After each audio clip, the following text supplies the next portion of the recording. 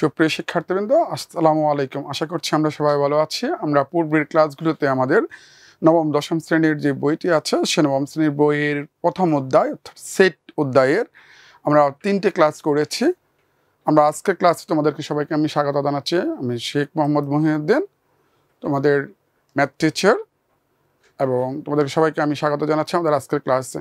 আজকের ক্লাসে আমাদের যে জিনিসটা আমরা পড়বো সেটা হচ্ছে সেট এর বেন ডায়াগ্রাম, পাঠ্য জীবনের সেট। আমাদের সেশন নাম্বার হচ্ছে 6-7 এবং আমরা এই ক্লাসে আমরা যেটা পড়বো সেটা হচ্ছে বেন ডায়াগ্রাম রিলেটেড যে বিষয়গুলো, সে বিষয়গুলো আজকে আমরা যে অভিজ্ঞতা অর্জন করতে পারি সেখানে থেকে আমরা পাবো বেন চিত্র কী বা বেন ডায়াগ্রাম কী, বেন চিত্রের মাধ্যমে সেটকে কীভাবে রিপ্রেজেন্ট করা হয় এবং বেন চিত্রের মাধ্যমে আমরা কীভাবে বাস্তব জীবনের কোনো সমস্যাকে সমাধান করতে পারি। এই 3টা জিনিস আমরা আজকের ক্লাসে ডিসকাস করব।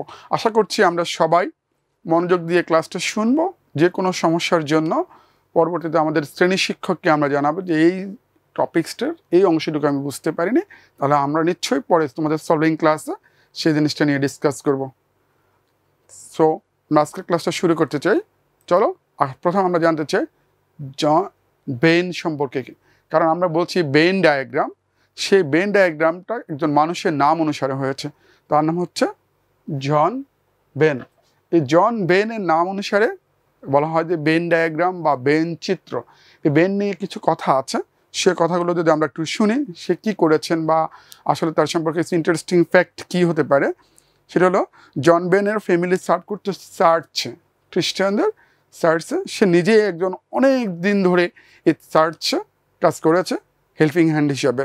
জন Venn was very active social reformer এবং সে অনেক পরিমাণ সোশ্যাল ওয়ার্কিং করতো।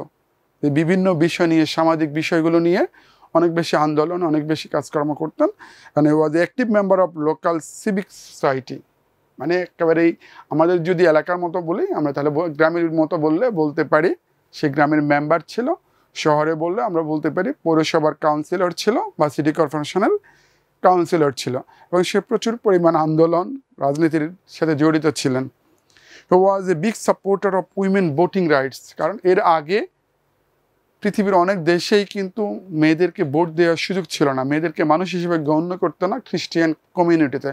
এই জন বেন প্রথম একজন ব্যক্তি যে মেয়েদেরকে ভোট দেওয়ার পদ্ধতির পক্ষে ছিলেন, এবং তার কাজ হাত ধরেই কিন্তু মেয়েদের ভোট দেওয়া শুরু হয়েছিল ইংলিশ কান্ট্রিগুলোতে।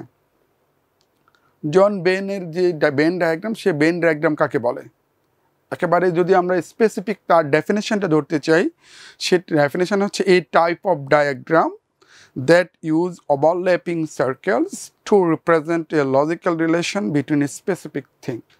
আমরা যদি বাংলায় বলতে পারি কোনো স্পেসিফিক থিং বা কোনো নির্দিষ্ট বিষয়কে কতগুলো ওভারল্যাপিং সার্কেল, একটা সার্কেল আরেকটা সার্কেলের উপর ওভারল্যাপ করলে এই সার্কেলটা আরেকটা সার্কেলের উপর ওভারল্যাপ করে যদি কোনো একটি স্পেসিফিক বিষয়কে নিয়ে আমরা কোনো একটা ডায়াগ্রাম আঁকি, সেই ডায়াগ্রাম বা সেই চিত্রকে আমরা বলি বেন ডায়াগ্রাম।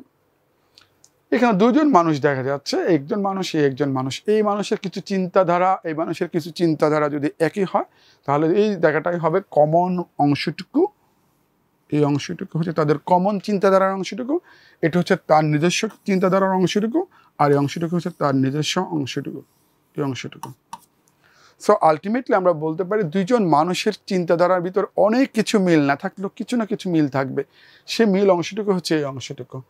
সো আলটিমেটলি আমরা বুঝতে পেরেছি এই বেন ডায়াগ্রাম হচ্ছে দুইটা বা তার চেয়ে বেশি সার্কেল দিয়ে কোনো একটি স্পেসিফিক বিষয়ে যদি আমরা কিছু ডায়াগ্রাম ড্র করি সেগুলোকে বলা হচ্ছে বেন ডায়াগ্রাম। বাংলায় যদি বলি বেন রেখাচিত্র বা প্রাথমিক রেখাচিত্র, সেট রেখাচিত্র বলে, যুক্তি রেখাচিত্র নামেও পরিচিত। কি কি নামগুলো? বেন রেখাচিত্র তার নাম অনুসারে বেন রেখাচিত্র বা বেন ডায়াগ্রাম, পরবর্তীতে এটাকে বলা হয় নাকি প্রাথমিক রেখাচিত্র, কেউ কেউ বলে সেট রেখাচিত্র, কেউ কেউ বলে যুক্তি রেখাচিত্র। মূলত যুক্তি রেখাচিত্র থেকেই কিন্তু পরবর্তীতে ওনার নাম অনুসারে বেন ডায়াগ্রাম বলা হচ্ছে। উনি প্রথমত কতগুলো যুক্তিকে একটা ডায়াগ্রামের মাধ্যমে দেখাতে চেয়েছিলেন, সেখান থেকে হলো এমন একটি রেখাচিত্র যা বিভিন্ন সেটের সসীম সংগ্রহের মাঝে সকল সম্ভাব্য ও যৌক্তিক সম্পর্ক প্রদর্শন করে। এই সকল রেখাচিত্রের উপাদানগুলোকে একটি সমতলে বিন্দুরূপে আর সেটগুলোকে আবদ্ধ বক্ররেখার মাঝে অবস্থিত অঞ্চল হিসেবে চিহ্নিত করা হয়। এই আবদ্ধ বক্ররেখা বলতে কেউ কেউ বলছেন সার্কেল, কেউ কেউ বলছেন ইলিপস বা উপবৃত্ত। মূলত যখন ভেন ডায়াগ্রামটা শুরু হয় তখন এটা কিন্তু উপবৃত্ত ছিল, এরকম ছিল। আমাদের দেশে যতগুলো বই আমরা পাই সবগুলো বইতে আমরা দেখাচ্ছি যে এগুলো সার্কেল বা বৃত্ত, কিন্তু আসলে এগুলো ছিল উপবৃত্ত, অনেকটা ডিমের আকৃতির। তার পরবর্তীতে কারণ হচ্ছে যে উপবৃত্তটা অ্যাকুরেটলি আঁকা একটু কঠিন বটে, অ্যাকুরেটলি উপবৃত্তটা আঁকা যায় না বলে এই জিনিসটাকে সুন্দরভাবে আঁকার জন্য, দেখানোর জন্য মানুষ সার্কেল ইউজ করা শুরু করেছে। তাহলে আমরা বলছি ভেন ডায়াগ্রাম কি? প্রাথমিক রেখাচিত্র অথবা সেট রেখাচিত্র অথবা যুক্তি রেখাচিত্র। এবং এই রেখাচিত্র কি কতগুলো বিভিন্ন সেটের সসীম সংগ্রহের মাঝে সম্ভাব্য সকল ও যৌক্তিক সম্পর্ককে প্রদর্শন করে। এই সকল রেখাচিত্র উপাদানগুলোকে, এলিমেন্টসগুলোকে একটি সমতলে বিন্দু রূপে দেখানো হয় এবং সেটগুলোকে আবদ্ধ বক্ররেখা বা সার্কেল বা ইলিপস বা উপবৃত্ত অঞ্চল হিসেবে চিত্রিত করা হয়।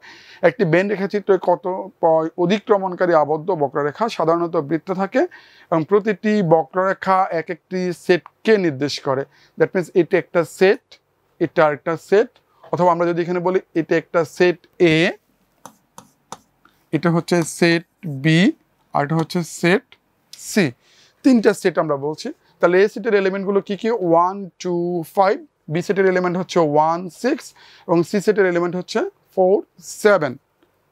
এই তিনটা সেট আমরা বলতে পারি যে একটার উপর একটা ওভারল্যাপ করেছে, একটার উপর দিয়ে চলে গিয়েছে, ক্রস করেছে।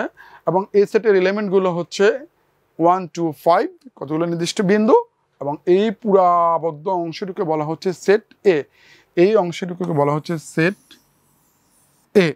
আবার এই অংশটুকুকে বলা হচ্ছে সেট বি, আর এই অংশটুকুকে বলা হচ্ছে সেট সি। সো আমরা আশা করছি এটা বুঝতে পেরেছি। এবং বিন্দুগুলো এই সীমারেখার বাইরে থাকে। এস দ্বারা চিহ্নিত বক্ররেখার মাঝে বিন্দুগুলো এস সেটের উপাদান নির্দেশ করে, আর যে বিন্দুগুলো ওই সীমারেখার বাইরে থাকে তারা সেটের উপাদান হিসেবে পরিগণিত হয় না। আমি বলেছি এ সেটের উপাদান হচ্ছে 1 2 5, 1 2 and 5। তাহলে আমার যে 4 7 বা 6 আছে এগুলো এই সেটের এলিমেন্ট না। আর এই বিন্দুগুলোকে সীমারেখার বাইরে থাকে এটা বলেছে। 1880 সালের দিকে জন বেন প্রথম ব্যান্ডটি রেখাচিত্র অঙ্কন করেন বা সম্ভাব্য স্বরূপ কল্পনা করেন। বর্তমান সময়ে ব্যান্ড রেখাচিত্রের প্রাথমিক সেট তত্ত্ব উপাদানে, শিক্ষাদানে, সম্ভাব্যতা, প্রবাবিলিটি, আমরা একটু বড় ক্লাসে স্পেশালি ক্লাস 10-এ প্রবাবিলিটি নিয়ে পড়ব। যুক্তিবিজ্ঞান বা সাইকোলজিতে পরিসংখ্যান বা স্ট্যাটিস্টিক্স, ভাষাতত্ত্ব, কম্পিউটার বিজ্ঞানে সেট সাধারণত খুব ভালোভাবেই ভেন ডায়াগ্রাম ইউজ করা হয়। আমরা যদি ভেন রেখাচিত্রের সাথে আরও কিছু কথা বলি, ভেন রেখাচিত্রের সাথে আরেকটা জিনিস হয়, এটাকে বলা হয় অয়লার ডায়াগ্রাম। ভেন রেখাচিত্রের সাথে আরেকটা জিনিস ইউজ করা হয়, সেটাকে বলা হয় অয়লার ডায়াগ্রাম। সেই ভেন রেখাচিত্রের প্রতিটি আকৃতি বা শেপের ক্ষেত্রফল, যে ভেন রেখাচিত্রের প্রতিটি আকৃতি বা শেপের ক্ষেত্রফল তার উপাদান সংখ্যার সমানুপাতিক, তাকে ক্ষেত্র সমানুপাতিক বা স্কেলড ভেন রেখাচিত্র বলে। যদিও এই ডেফিনিশনটা তোমাদের বইতে এই মুহূর্তে নাই। আমি আবারও একটু বলে রাখি যে ভেন রেখাচিত্রের প্রতিটি আকৃতি বা শেপের ক্ষেত্রফল তার উপাদান সংখ্যার সমানুপাতিক। যদি কোনো সেটে নাম্বার অফ এলিমেন্ট বা সংখ্যা বা উপাদান যদি বেশি হয় সে সেটটা বড় হবে, যে সেটটা একটু ছোট হওয়া দরকার। ধরো আমি একটা সেট দিলাম এ, এই সেটটা হচ্ছে এ, এই সেটটার মধ্যে এলিমেন্ট হচ্ছে 1 2 3 4 5 6 7 8। আমরা আরেকটা সেট নিচ্ছি, সেই সেটটার এলিমেন্ট হচ্ছে এটা। এখানে এলিমেন্ট হচ্ছে 3 6 7, সরি নট 7,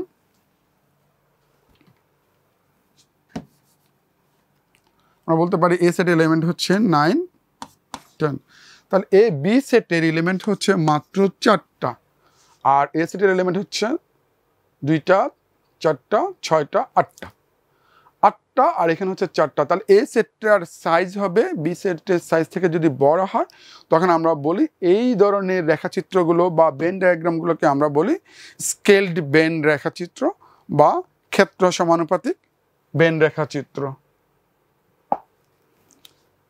এরপরে আমরা আরেকটা জিনিস নিয়ে কথা বলতে পারি। 1980 সালে John Venn philosophical magazine and journal of science, বইটার নামটা আবার খেয়াল করো, philosophical magazine and journal of সায়েন্সে প্রথম প্রকাশিত তার যুক্তি ও প্রস্তাবের রেখাচিত্র ও যান্ত্রিক উপস্থাপন শীর্ষক নিবন্ধে, আমি আবার বলছি, একটা প্রবন্ধ বা নিবন্ধ উনি লিখেছিলেন। সে নিবন্ধটা হচ্ছে কি, যুক্তি ও প্রস্তাবের রেখাচিত্রগত ও যান্ত্রিক উপস্থাপন, মানে কতগুলো যুক্তিকে উনি কতগুলো রেখাচিত্র দিয়ে, রেখা বা লাইন দিয়ে বা কার্ভ লাইন দিয়ে উনি কীভাবে উপস্থাপন করতে পারেন এবং যান্ত্রিকভাবে উপস্থাপন করতে পারেন, যাতে মেশিন ল্যাঙ্গুয়েজ আমরা যেটাকে বলি কম্পিউটার পড়তে পারে।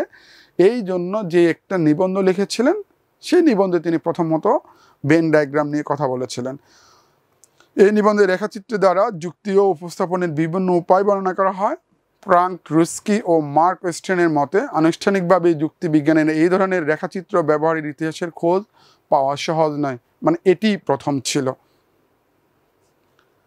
যদিও আমরা এর আগেও রেখাচিত্র নিয়ে বেশ কিছু জিনিস ডিসকাশন মানুষ আগে থেকে করেছে, বাট এভাবে যৌক্তিকভাবে করেনি। এজন্য ব্যক্তিগতভাবে ব্যবহার নিয়ে সমীক্ষা চালিয়েছিলেন, তাদের ব্যবহার নির্দিষ্ট রূপ দান করেছিলেন এবং প্রথমবারের মতো সার্বজনীন মত প্রকাশ করেছিলেন। এই জন্যই মূলত ওনার নাম অনুসারে বেন রেখাচিত্র বলা হয়, যদিও প্রাথমিক রেখাচিত্র বা সেট রেখাচিত্র অনেকে বলেন। বেন রেখাচিত্রের সাথে অষ্টাদশ শতকে লিওনার্ড অয়লার উদ্ভাবিত অয়লার রেখাচিত্র এর অনেক মিল আছে।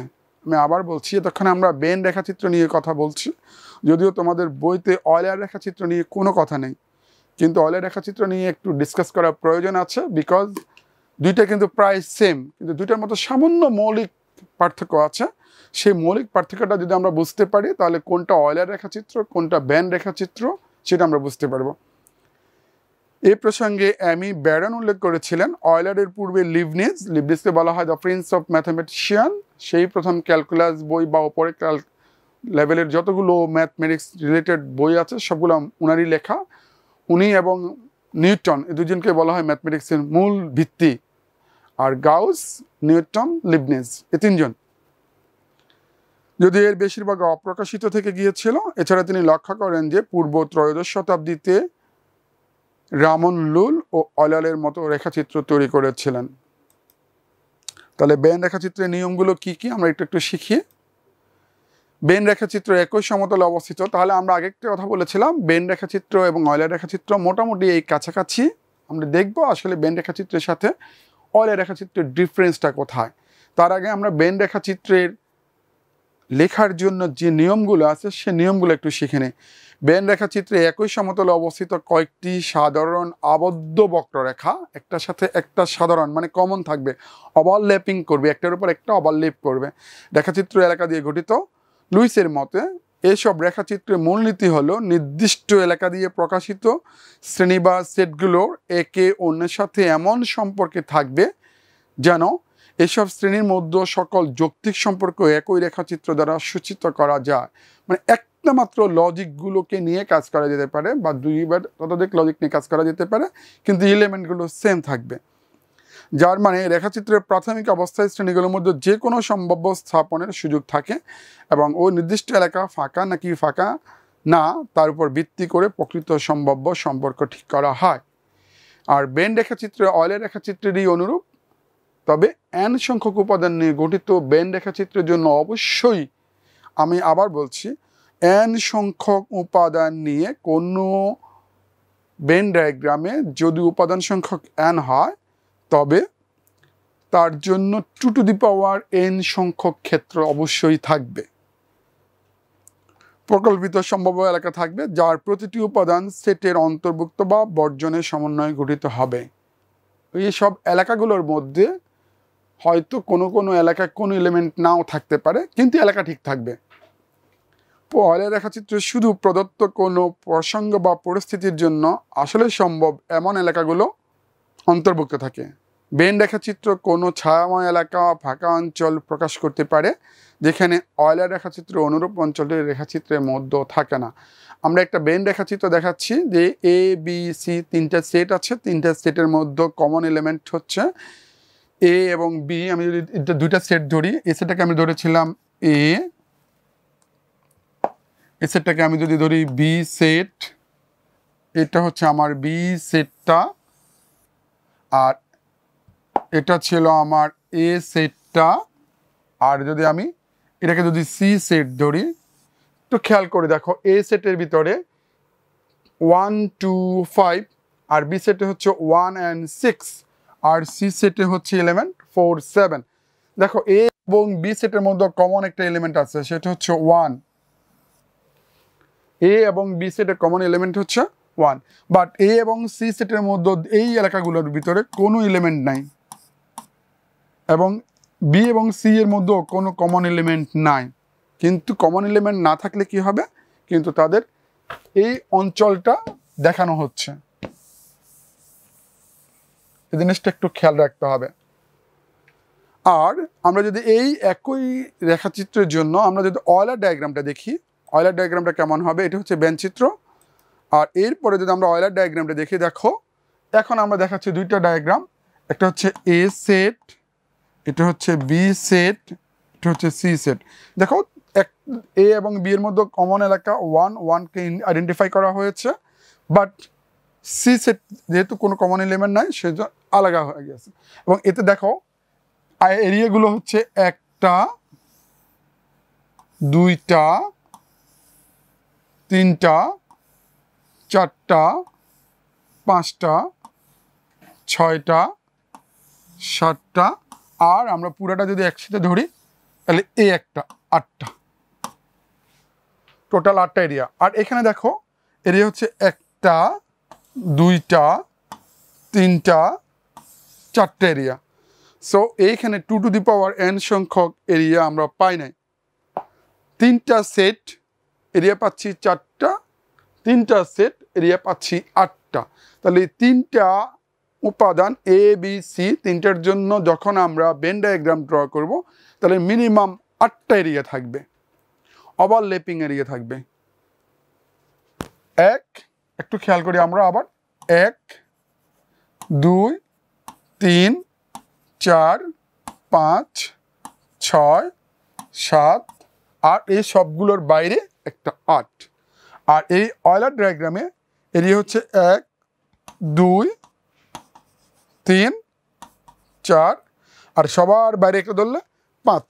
তাহলে 2 to the power 3 is not equal to 5, 2 to the power 3 is equal two 8। তাহলে এটা হচ্ছে বেন ডায়াগ্রাম, এটা হচ্ছে অয়লার ডায়াগ্রাম। ক্লিয়ার? আমরা যখনই লিখবো এইভাবে খেয়াল করব যে কোনটা বেন কোনটা অয়লার। আমরা যেন টিচারদেরকেও, আমি সম্মানিত শিক্ষকদেরকেও বলছি, আঁকার সময় আমরা যেন একটু খেয়াল করি আসলে আমরা কি আঁকতেছি।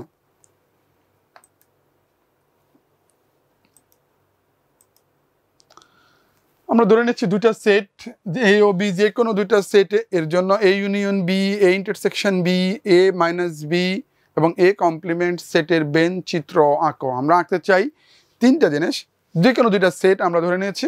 এই সেটের এলিমেন্টগুলো কী কী আমরা এখন জানতে চাই নাই, বলছি A union B, A intersection B এবং A minus B, A complement of B. এই 3টা এলিমেন্ট আমরা একটু বের করতে চাচ্ছি বা বেন ডায়াগ্রাম দিয়ে আঁকতে চাই।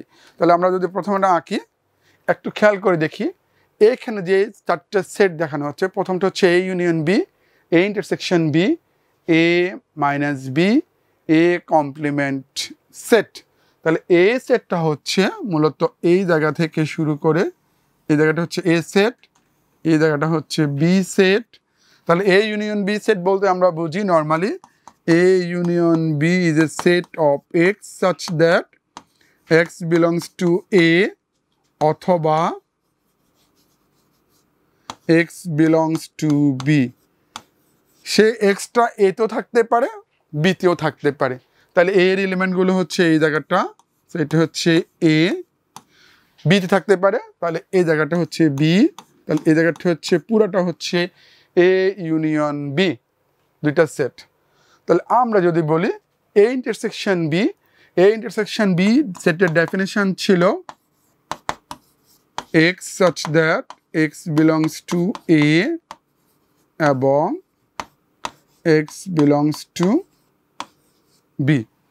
তাহলে এই দুইটা সেটের মাঝখানে আমরা বলতেই পারি x belongs to A এবং x belongs to B। A intersection B মূলত এই অংশটুকু, এ ইন্টারসেকশন বি এই অংশটুকু দ্বারা বোঝাচ্ছে কমন এলিমেন্ট। তাহলে দুইটা সেট এ এবং বি এর মাঝখানে কমন জায়গাটা হচ্ছে এই জায়গাটা, তাহলে এই জায়গাটাকে আমাকে শেড করে দিতে হবে এবং এটাই হচ্ছে এই ইন্টারসেকশন বি। ঠিক একইভাবে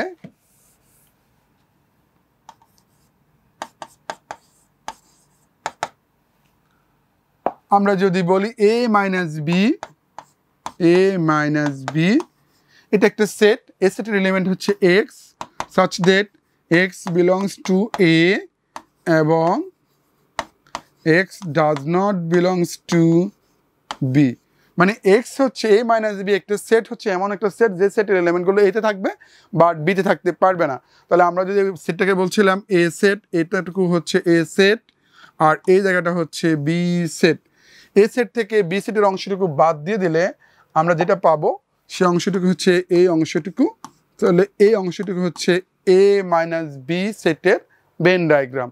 আর এ কমপ্লিমেন্ট যদি আমরা বলি, এ সেটটাকে আমরা ধরেছিলাম A complement sorry A set, তাহলে এ বাদ দিয়ে আর বাকি যে অংশটুকু থাকবে এই অংশটুকুকে বলা হচ্ছে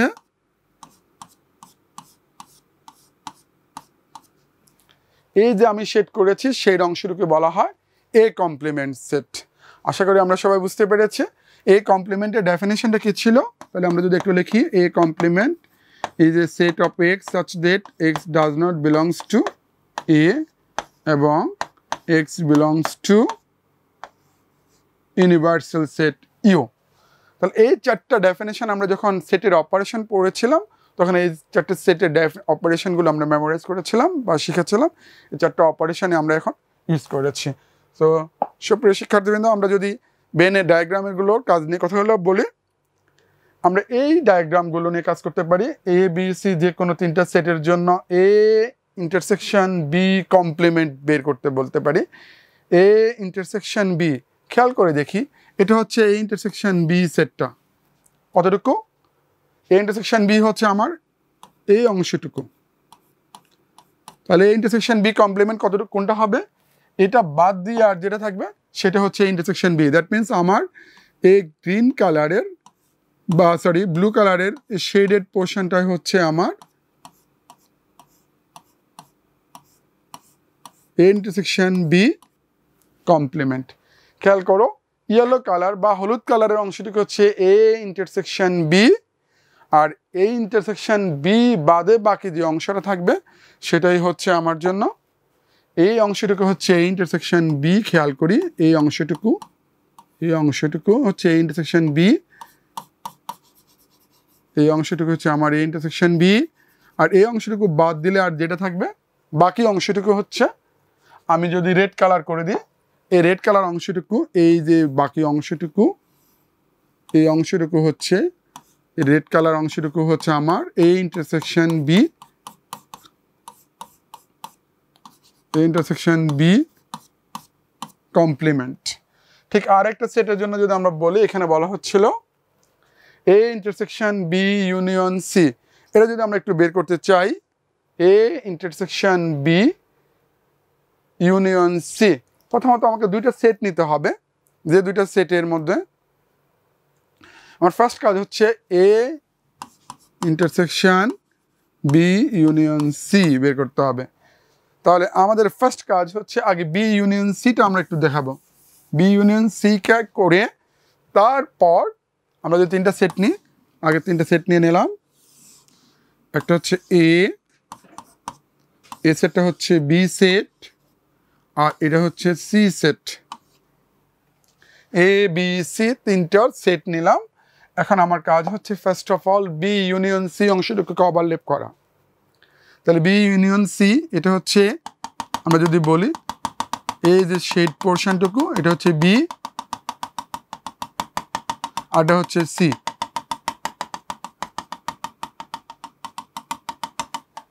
তাহলে এই অংশটুকু হচ্ছে আমার B union C. B union C থেকে এর সাথে যে অংশটুকু কমন, এই ইন্টারসেকশন কমন নেওয়ার অর্থ হচ্ছে আমার যে অংশটুকু আমরা পাবো সেটা হচ্ছে শুধুমাত্র এই অংশটুকু যেটা এর সাথেও কমন আছে। তাহলে এই যে গ্রিন অংশটুকু ব্লু অংশটুকু আমরা যেটা ওভারল্যাপ করেছি এখানে, এই অংশটুকুকে আমরা একসাথে বলতে পারি A intersection B union C. সুপ্রিয় শিক্ষার্থীবৃন্দ, আমরা যদি একটু খেয়াল করি তাহলে আমরা এই জিনিসটা ভালোভাবে বুঝতে পারবো ইনশাল্লাহ। তাহলে তোমাদের জন্য আজকের ক্লাসটির সর্বশেষ যে জিনিসটা ছিল, আমরা কোনটা বেন ডায়াগ্রাম কি বলেছি, বেন ডায়াগ্রামের সাথে আমরা বেন ডায়াগ্রামের অ্যাপ্লিকেশন ইন সেট আমরা পড়েছি। তাহলে আমরা এখন একটু বাড়ি কাজ দিতে চাই।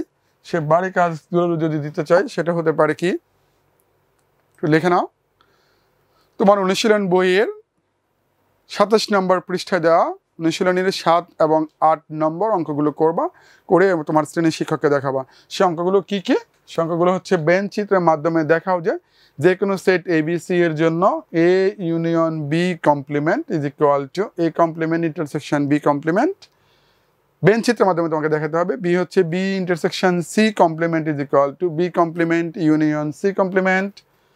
নাম্বার C হচ্ছে A union B intersection C is equal to A intersection C union B intersection C। আর 4 নাম্বার ম্যাথড হচ্ছে A intersection B union C is equal to this. মাথায় রাখতে হবে তোমার ফার্স্ট অফ অল যখন ব্র্যাকেটের ভিতরে কোনো কিছু থাকে, আমরা জানি প্রথম বন্ধনীর কাজটুকু আমাদের আগে করতে হয়। সো আমরা প্রথম বন্ধনীর লেখাটুকু আগে কাজ করে শেষ করব। এই জিনিসটা যেন মাথায় থাকে আমাদের। 2 নম্বর একটা কোশ্চেন দেওয়া আছে তোমাদের বইতে, যে কোনো শ্রেণীর 40 জন শিক্ষার্থীর মধ্যে 25 জন পাখি পছন্দ করে, 15 জন বিড়াল পছন্দ করে, পাখি ও বিড়াল দুইটি প্রাণী পছন্দ করে, এরূপ শিক্ষার্থীর সংখ্যা 10 জন। কতজন শিক্ষার্থী পাখি ও বিড়াল কোনোটাই পছন্দ করে না, তা বেন চিত্রের সাহায্যে নির্ণয় করো। টোটাল শিক্ষার্থী কতজন? 40। এর মধ্যে কতজন পাখি পছন্দ করে? 25। এবং বিড়াল পছন্দ করে এরকম হচ্ছে 15, আর দুইটাই পছন্দ করে এরকম হচ্ছে 10 জন। আমাদের কাজ হচ্ছে কতজন শিক্ষার্থী পাখি ও বিড়াল কোনোটাই পছন্দ করে না, এই ধরনের কাজটা আমি একটু করে দেখাতে চাই। আর এই অঙ্কটা তোমাদের যদিও বাড়ির কাজ আমি করে দিচ্ছি একটু, শুধু এই অংশটুকু। তাহলে টোটালটাকে আমরা জানি যে কোনো বেন ডায়াগ্রামে একটা রেক্টেঙ্গেল ড্র করে এটাকে বলা হয় টোটাল ইউনিভার্সাল সেট। আমরা ধরে নিচ্ছি বি দ্বারা বার্ড বা পাখি আর সি দ্বারা আমরা ক্যাট বা বিড়াল। দুইটা সেটকে বোঝাচ্ছি, একটা হচ্ছে এ সেট, এটা হচ্ছে বি, সরি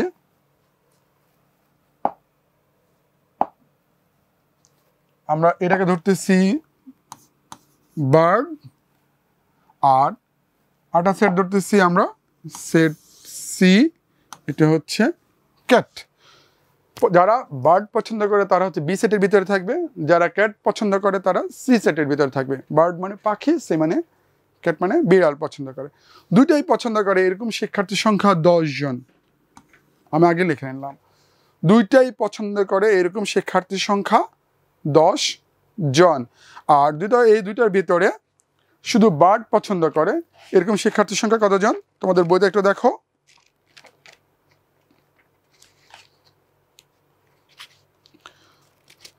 দুইটাই পছন্দ করে, 25 জন পাখি পছন্দ করে, তাহলে 10 জন অলরেডি চলে আসে, আর বাকি আছে কতজন? 25 - 10 সমান এখানে রাখলে 15 জন। তাহলে বার্ডের জন্য টোটাল এখানে 15, এখানে 10, এখানে 15, এই হলো 15 আর এই হলো 10, 15 আর 10-এ 25 হয়ে গেল। আর ক্যাট বা বিড়াল পছন্দ করে এরকম টোটাল হচ্ছে 15 জন।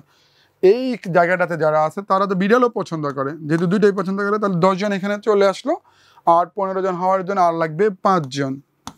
তাহলে আমার টোটাল যে জিনিসটা আমি একটু দেখাতে চাচ্ছি সেটা হচ্ছে বার্ড ছিল টোটাল 25, তাহলে এখানে চলে আসলো 10,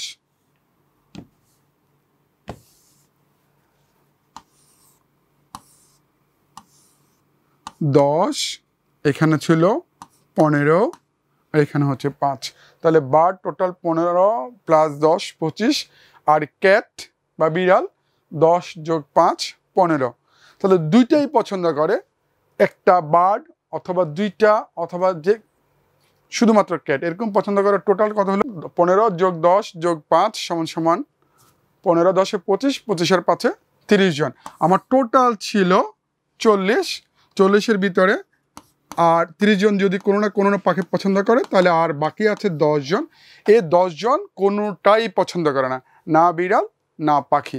এইটুকুই হচ্ছে আমার কোশ্চেনটার মূল কাজটুকু, যে ভেন ডায়াগ্রামের সাহায্যে আমরা কিভাবে আমাদের বাস্তব জীবনের একটা সমস্যাকে সমাধান করতে পারি সেটা এখান থেকে দেখানো যাচ্ছে।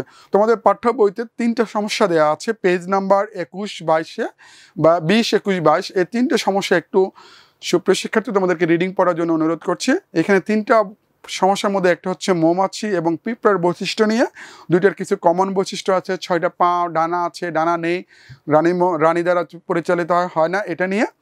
এরপর যাতায়াত ব্যবস্থা নিয়ে, কেউ বাসে যায়, কেউ ট্রেনে যায়, কেউ তোমাদের প্লেনে যাচ্ছে বা রিক্সায় যাচ্ছে, এগুলো নিয়ে একটা সমস্যা দেওয়া আছে। এবং ক্লাসে তোমাদের বসে কেউ ভলিবল খেলবে, কেউ একক কোনো ক্রীড়ায় অংশগ্রহণ করবে, এটা নিয়ে একটা সমস্যা দেওয়া আছে। এই 3টে সমস্যা তোমাদেরকে দেখার জন্য আমরা অনুরোধ করছি। তাহলে আমরা আজকের ক্লাসে যে জিনিসগুলো শিখতে পেরেছি সেই ক্লাসটার আমরা যদি করি, আমাদের আগের ক্লাসটুকু যদি একটু করে যাই, আমাদের আজকের ক্লাসে যে জিনিসটা আমরা শিখেছি সেশন পূর্ণমূল্যায়নে আমরা বলতে পারি। আমরা কি কি শিখেছি? বেনচিত্র কি, বেনচিত্র গঠনের প্রক্রিয়াগুলো কি কি, বেনচিত্র গঠনের প্রয়োজনীয়তা বা কী, এবং অয়লার চিত্র এবং বেনচিত্রের মধ্যে পার্থক্যটা কি। আমরা বলেছি যে অয়লার ডায়াগ্রামে নাম্বার অফ এরিয়া, যে এরিয়াগুলো আছে, যে ক্ষেত্রগুলো আছে, সেই ক্ষেত্রগুলো সেটের 2 টু দি পাওয়ার n বা 2 টু দি পাওয়ার সেট সংখ্যা নিয়ে এটা মেলে না, বাট বেনচিত্রে এটা অবশ্যই মিলবে। আর বাস্তব জীবনে এবং সেট প্রক্রিয়া, বেনচিত্রের প্রয়োগ, এই 3-4টা জিনিস আমরা শিখেছি। সো আজকে এই ক্লাসে এইটুকু পর্যন্ত থাকলো। আমরা পরবর্তী ক্লাসে ইনশাল্লাহ নতুন কোনো টপিকস নিয়ে আবার ডিসকাস করবো। সে পর্যন্ত সবাই ভালো থেকো। আল্লাহ হাফেজ, আসসালামু আলাইকুম।